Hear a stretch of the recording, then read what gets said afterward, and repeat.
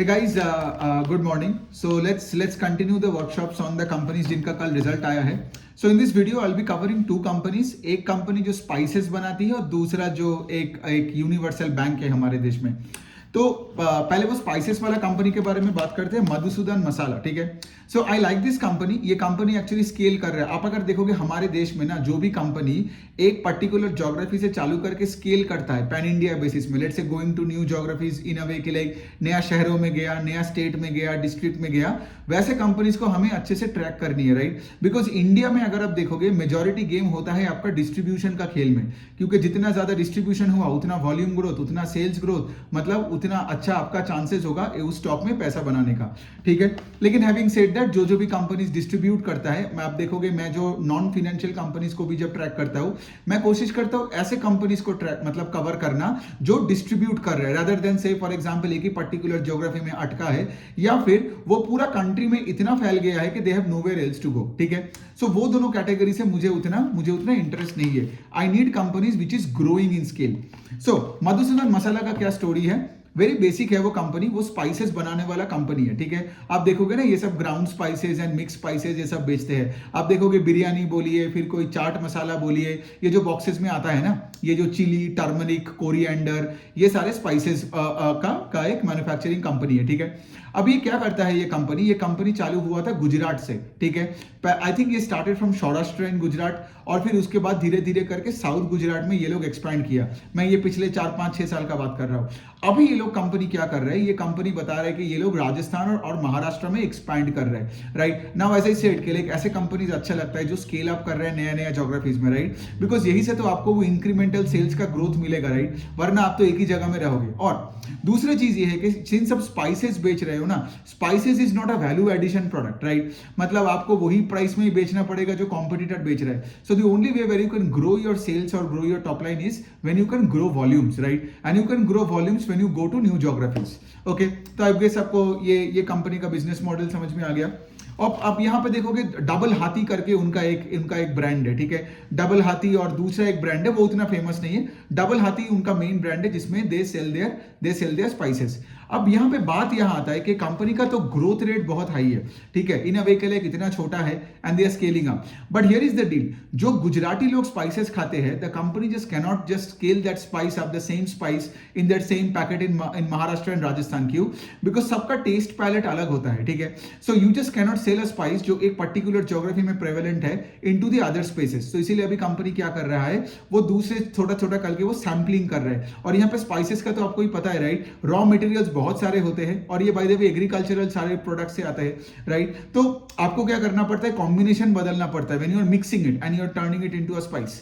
Got it. तो यहाँ पे ये लोग क्या कर रहे हैं, डिफरेंट मिक्सचर ट्राई कर रहे हैं और देख रहे हैं कि महाराष्ट्र के लोगों को क्या पसंद है, राजस्थान के लोगों को क्या पसंद है. तो मैनेजमेंट ने जो गाइडेंस दिया था वो यही बोला था कि we will continue growing at 30% तो मिनिमम. ठीक है. say for the next 2-3-4 years. Okay. But ये 50% तक भी ग्रो कर सकता है.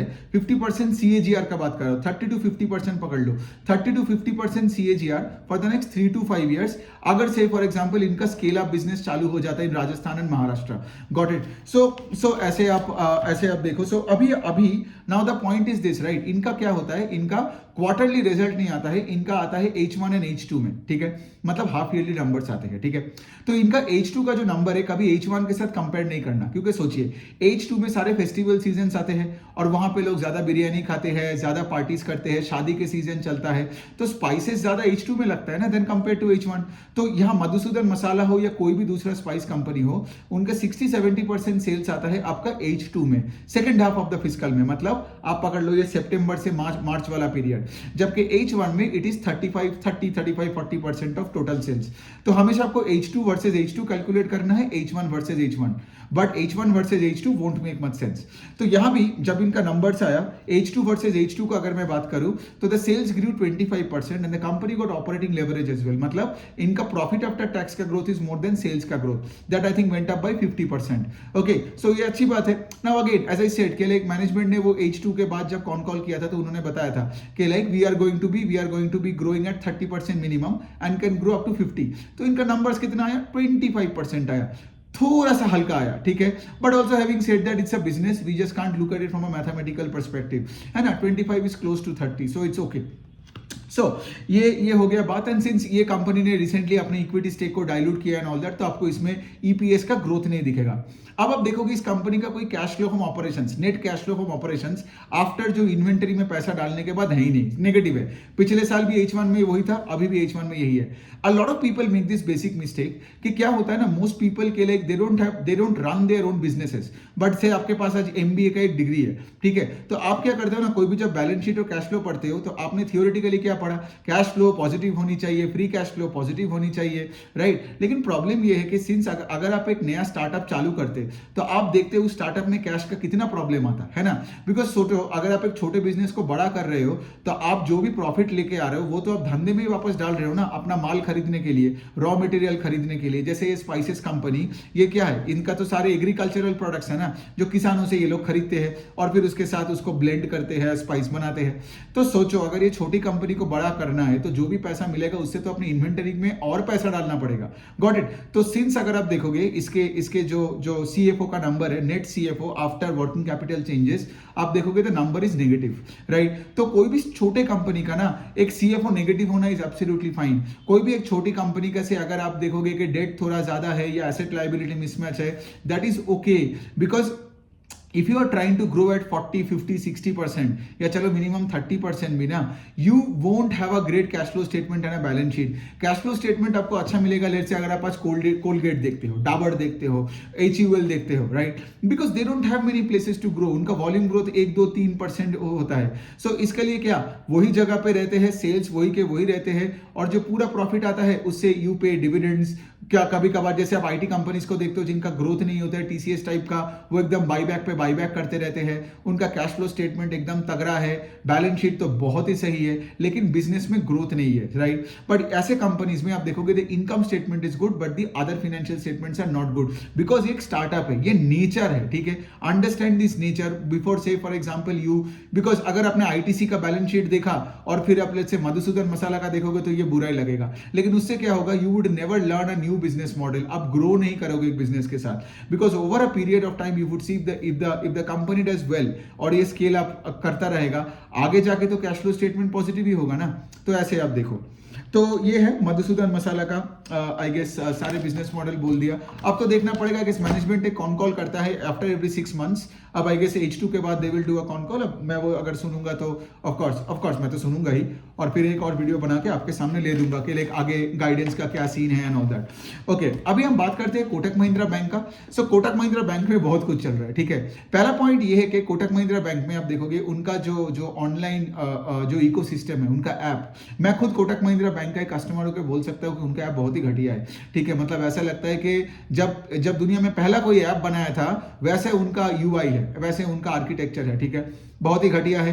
मैं बहुत बार क्या करता हूँ जब मैं ऑनलाइन, क्योंकि क्या होता है ना, मैं बिना वॉलेट के मैं बाहर जाता हूँ मेजोरिटी टाइम ना, क्योंकि वो यूपीआई से पे करने का हैबिट बन गया, लेकिन वहां पे क्या होता है, सर्वर डाउन लगता है, तो वहां भी मेरा इश्यूज होता है। कितने बार रेस्टोरेंट के सामने मैं खड़ा हूँ, फिर मुझे वो यूपीआई का फोटो लेके दोस्तों को भेजना पड़ता था कि भाई तू पे कर दे बिकॉज मेरा सर्वर बिजी है। सो अच्छी बात है आरबीआई ने ये फाइनली किया, because I am pretty sure जब मेरे साथ हुआ तो बहुत लोगों के साथ ही ये प्रॉब्लम हुआ। तो उन्होंने क्या किया, कोटक बैंक के ऐप के थ्रू से या आपका वेबसाइट के थ्रू से कोई नया कस्टमर को आप जो उनका बोलते हैं ना 811, ठीक है, 811 बेसिकली नाम आया बिकॉज वो डीमोनेटाइजेशन के बाद से उन्होंने ये डिजिटल ऐप चालू किया था। 811 8 नवंबर था, इसलिए 811। तो बेसिकली एक छोटा सा फैक्ट ही बताया। तो उनका जो 811 है इसमें से you can not onboard new clients, तो उन पे सैंक्शन लगा दिया, ठीक है। अब ऑफ कोर्स इससे क्या हुआ, बैंक का जब रिजल्ट आया तो उन्होंने ये बताया कि बिजनेस पे उतना कुछ ऑपरेशनली कुछ इफेक्ट नहीं होने वाला है, बट वो तो आगे ही हमें पता चलेगा।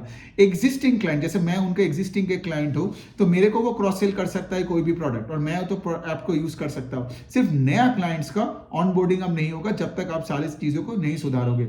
तो ये आरबीआई का डायरेक्टिव है और मैनेजमेंट उस पर काम कर रहा है। तो ये हो गया पहला वाला पॉइंट। अब अगर हम कोटक बैंक का एक और चीज देखेंगे जो बहुत ही मुझे ऑड लगा। सो कोटक बैंक का आप देखोगे ये जो इनका जो बंदा था केवीएस मनियन करके, ठीक है, तो he started Kotak Mahindra bank with Uday Kotak long time back 25-30 years पहले। So KVS Manian I think he was made the joint managing director of Kotak Mahindra bank on 1st of March, ठीक है। और केवीएस मनियन कल या परसों या मतलब 2-4 दिन पहले का न्यूज आया that he is leaving the bank to look for other opportunities in the financial sector. मतलब जिनको आप 1 मार्च को एमडी बनाते हो, जॉइंट एमडी बनाते हो, वो 2 महीने के अंदर छोड़ के कुछ और करता है। मतलब फिर चल के आ रहा है यहाँ पे, ठीक है। देखो मैं यहाँ पे कोई ऐसा कॉन्स्पिरेसी थियोरिस्ट हो नहीं, ना मुझे गॉसिप करने में कोई शौक है। जो हो रहा है मैं आपको बता रहा हूं, ठीक है। अब आगे जाके जो होगा वैसे ही मैं बताता रहूंगा, और वैसे ही आपको अपने इन्वेस्टमेंट डिसीजंस बदलनी हो, राइट। यहां बैठ के मेरा अभी ये नहीं बोलना है कि भाई मुझे तो लगता है कॉर्पोरेट गवर्नेंस का फ्रॉड हो गया, या फिर मुझे ये भी नहीं बोलना है कि भाई ये सब में सस्ता लग रहा है स्टॉक उठा लो। Got it. दोनों साइड के लोग डिल्यूटेड होते हैं जो ऐसे बातें करते हैं, ठीक है।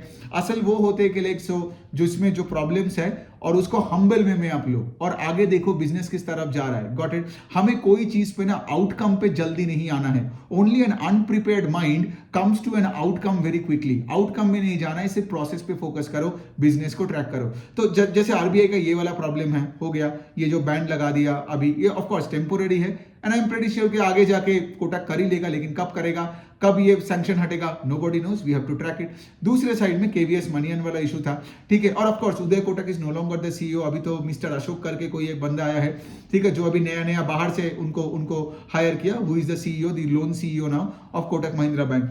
सो अभी कोटक बैंक का क्या हो रहा था, पिछले अगर आप 2-3 साल से देखोगे इनका लोन बुक का ग्रोथ रेट घट गया था, ठीक है। मतलब क्या है, अगर आप आईसीआईसीआई और एक्सिस बैंक देखोगे, उनका लोन बुक का size is 2 to 3 times of Kotak Mahindra bank, ठीक है। और उनका loan book was growing at a faster pace than Kotak Mahindra bank. और कोटक महिंद्रा बैंक का लोन बुक आज कुछ 3-4 लाख करोड़ के आसपास का होगा। तो अगर आप 4 लाख करोड़ के आसपास हो और आईसीआईसीआई बैंक लेट से 10-11-12 लाख करोड़ के आसपास हो, how is ICICI bank growing at a faster pace than you?